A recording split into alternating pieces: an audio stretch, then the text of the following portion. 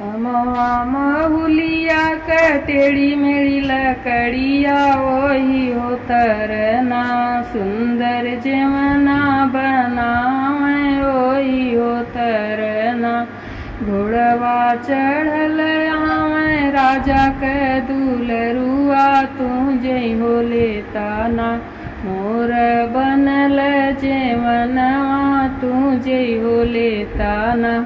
कैसे कजई सुंदर तोहरा जेवनवा जो हती हुई है ना घरा पतरी तीरियावा जो हती हुई है ना जो हती हुई हैं बटिया ढूरती हुई हैं असिया भी जती हुई है ना उनकर कुसुमी चुनरिया भी जती हुई है ना अमवा महुलिया कटेड़ी मेरी लकड़िया वही हो तरना सुंदर गेड़ुरा भरावे वही हो तरना घोड़वा चढ़ल आवे राजा के दुलरुआ तू घोटी न लेताना मोर भरल गेड़ुआ तू घोटी न लेताना कैसे क घोटी सुंदर तोहरा गेड़ुआ भी हती हुई है ना घरा पतरी तीरियावा जो हती हुई है ना जो हती हुई हैं बटिया ढूरती हुई हैं असिया भी जती हुई है ना उनकर कुसुमी चुनरिया भी जती हुई है ना महुलिया कटेड़ी मेरी लकड़िया वही हो तरना सुंदर बिरवार चावे वही हो तरना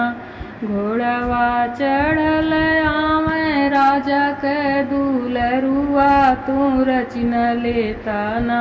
मोर जोरल बीरउआ तू रचन लेताना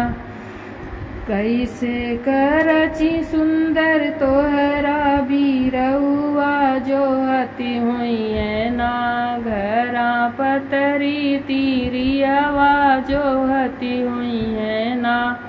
जो हती हुई हैं बटिया ढूरती हुई हैं असिया भी जती हुई है ना उनकर कुसुमी चुनरिया भी जती हुई है ना अमवा महुलिया टेढ़ी मेढ़ी लकड़िया वही हो तरना सुंदर से जिया सजावे वही हो तरना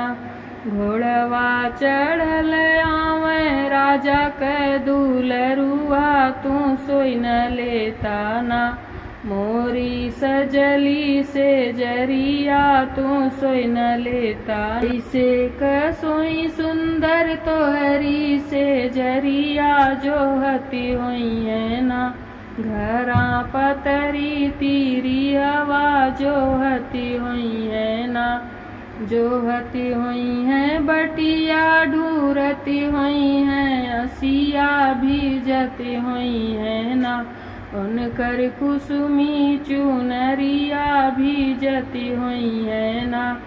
अमवा महुलिया कटेड़ी मेरी लकड़िया वही हो तरना सुंदर जेवना बना